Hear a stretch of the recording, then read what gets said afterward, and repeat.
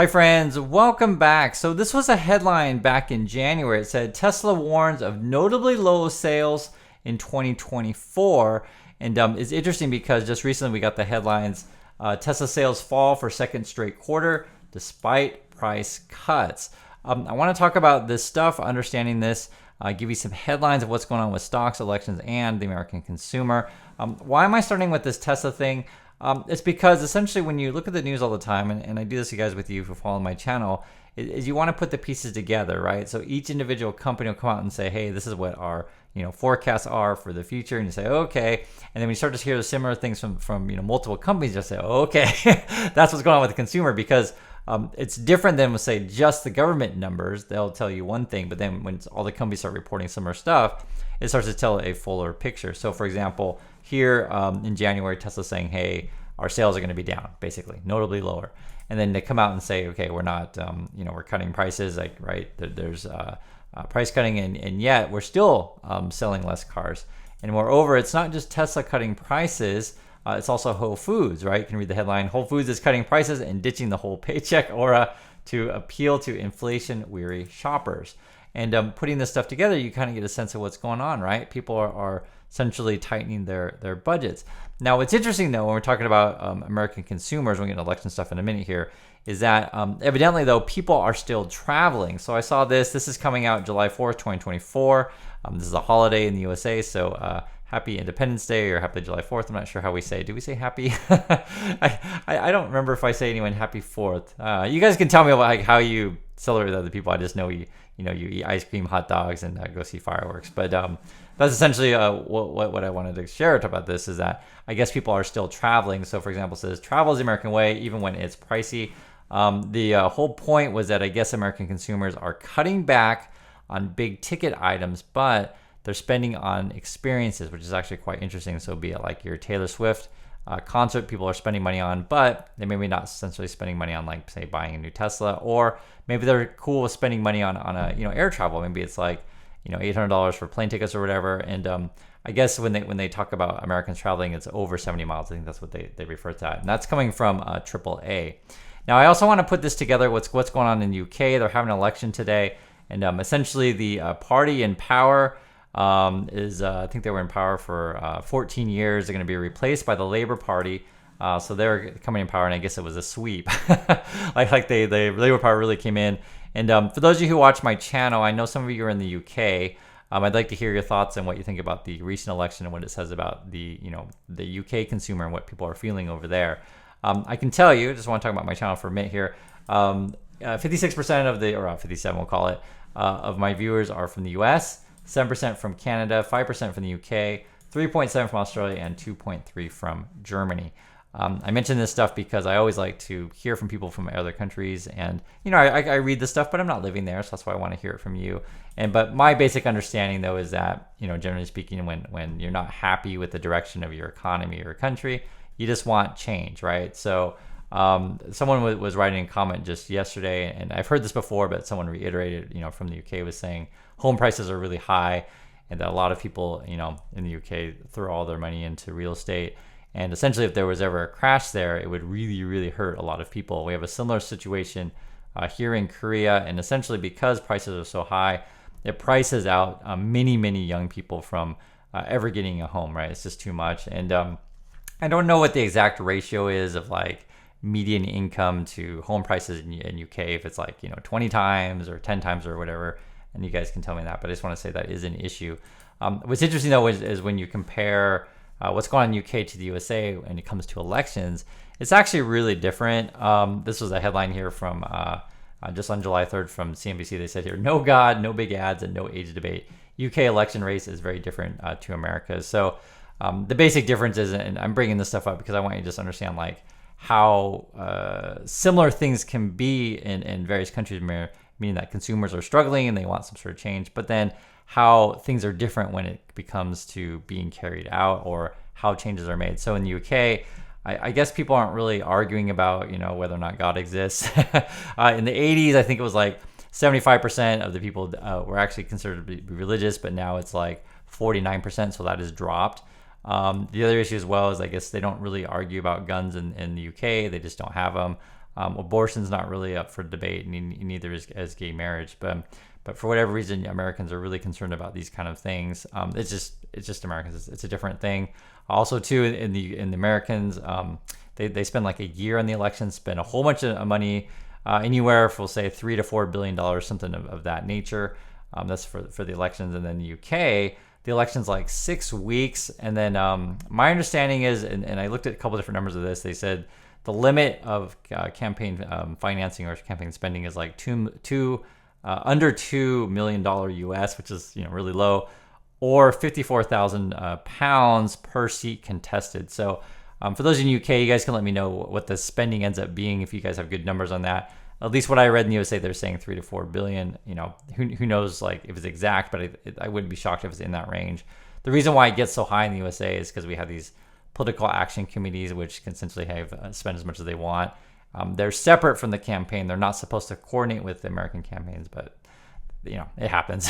The other difference is, as well, and I'm telling you guys this stuff because I just want you to understand that like people are struggling everywhere around the world, but people handle problems differently, and also too, sort of like how people perceive the world is also different. So in Korea, the politicians drive around in these trucks, and they basically do a lot of face-to-face kind of stuff.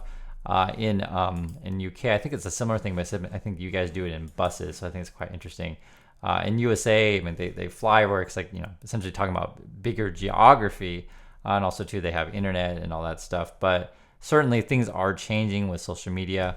If you guys saw the Brexit movie, you can check that out. It's a pretty fascinating movie, and it's a fun one that shows sort of like the whole campaign on Facebook, etc., to turn the vote to leave the union. I know I get sidetracked on the election stuff, but I just wanted to point this stuff out that this kind of thing in the milieu that's happening with consumers/voters bleeds into the markets in the business world. So, for example, in Europe, they just announced today that they're going to be having tariffs on the Chinese EVs, right? Do you guys see what I'm saying here? Because if you have all these people that are like, oh my God, my job's at risk because we're getting flooded with cheap Chinese cars, please save me, politicians, that kind of stuff. And then politicians, okay, we're going to try to save you. We're going to just raise tariffs on the Chinese EVs. I think it was anywhere, it was saying from 17 to 37%. How does this relate to Tesla? Tesla cars that are shipped to Europe are made in Shanghai. It's unclear. So before it was being reported that chances are they're going to be affected. Now it's a bit unclear. I've read reports that Tesla's trying to negotiate with EU and China to get something. And I've also read that the EU manufacturers, Volkswagen, for example, has been vocal against the tariffs. They don't necessarily want a trade war. So there's a lot of stuff still in the air. But at the moment, I guess the tariffs did go into effect. The basic reasoning that the EU would give is that, hey, the Chinese government is subsidizing the Chinese car industry, and so they're able to, essentially flood other markets cheaply, being subsidized essentially by the Chinese taxpayer. And so then you would raise tariffs to keep your companies, competitive. It's a complicated topic. We have it also too in the USA. I think the tariffs are like 100%. And then the Americans said, hey, let's get the Canadians to be on board as well. And I can't remember if Canada passed the tariffs on the EVs and on the Chinese EVs. If you guys are Canadian, you can let me know. But I did read something about that was happening. So that kind of stuff I think would really affect consumers depending on which brands that they're looking at. Obviously, if you're looking at two different cars and you feel like they're the same value and one's like double the price of the other, it's just not worth it. Or for the example with BYD and I think their cheap $10,000 car, I believe is it the Dolphin or the Seal? It's something like that, but it's like 10 grand. But if you put like 100% tariff off, suddenly it becomes 20 grand, and it's a very, very different value proposition, right? Than if it were a third of the cost of a Tesla, something like that. Now, what was interesting, and I mentioned to you guys before that Americans are still spending. I guess my understanding, and this is what they were talking about in the thing, so I want to bring up to you with what the Americans up with the American consumer. It was saying here that they are spending, but they are cutting back, but not necessarily on travel. I'll read it to you guys. It's fascinating. It says, high inflation and interest rates have made Americans wary of overspending. Okay, I get that. And they're cutting back on groceries and electronics.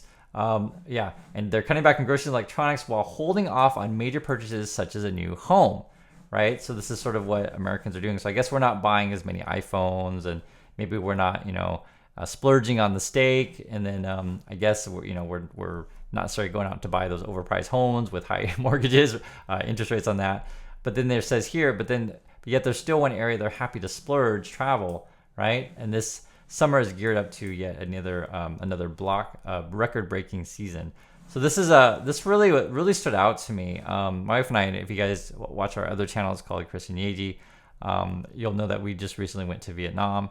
And it was interesting because, I don't have the numbers in front of me, whether or not, Koreans, because a lot of Koreans travel to Vietnam, whether or not, travel is up or down. I did see something recently, though, in Korea, at least according to things that I've read. And again, I don't have all the official numbers, but my understanding, though, is that Koreans would actually travel abroad because it's cheaper than staying here in Korea, which is actually true. There was a thing that was funny. We have an island called Jeju here. It's like the Hawaii of Korea, and there was a report recently that like many local people were complaining that the restaurants were charging way too much money for meat, and then when they do give you meat, like at the restaurant, they would have too much fat in it. So essentially, shrinkflation. We have that over here in Korea, and I was like, screw that, I'm going somewhere else. Vietnam is a popular travel destination from Korea, or Bali. Philippines is popular as well. There's multiple places you can go. Taiwan, or not Taiwan. Well, you can go to Taiwan, but it's not as popular. But Thailand is a popular destination also. What's interesting, which I was thinking about this as well, they mentioned in the article that people are still spending money on like your what was it, what's the big concert, the Taylor Swift concert and stuff like that. And my understanding also too is like that stuff's really expensive. Sports stadiums, I think, are just still doing okay. So it's not that people have completely cut their spending in terms of like entertainment, right? They just still want to go do stuff. They're cutting their spending more, again, in big ticket items, homes, and electronics. And so how does that translate to the market? I mean, you guys, it should be obvious, right? And this is where, meaning obvious, like we'll say Apple, Tesla, etc. And this is sort of when you watch the reports of companies and see if it lines up. And so many of these things that like we hear in the news, for example, this one where it was already predicted. This was back in June 27th, where AAA was like, "Hey, we think we're going to see a major travel season," and essentially you see the predictions, and you see the numbers come out, and then you see if it matches also too with various companies. So again, when I saw that the Tesla deliveries were down, it sort of all made sense to me. The other thing too, which I want to mention, which kind of fits in also, which is actually really interesting. Recently, there was a whole Dior investigation. This is the luxury handbag. You guys might have seen this. It's been all over the news. I'm just getting to it now. I saw the headlines. I didn't get a chance to read through it, and then when I read through this stuff, it's actually freaking crazy. So my personal opinion on this stuff, my wife would differ, of course, because she likes these kind of stuff. But I don't think any of these luxury handbags are worth it. That's just my opinion. Like I said, my wife would have a different opinion on that stuff. And also too, with all her friends buying these things, and we have to compete with the Joneses essentially. So unfortunately, even in this household, we're affected by peer pressure. That is a real thing, especially in the luxury handbag market. But I wonder though if people will start to sort of change their views on this after this thing. So basically, what it is that there was like an investigation in Italy, and they uncovered this. It was like a factory. I'll show you a picture of it. It's like this.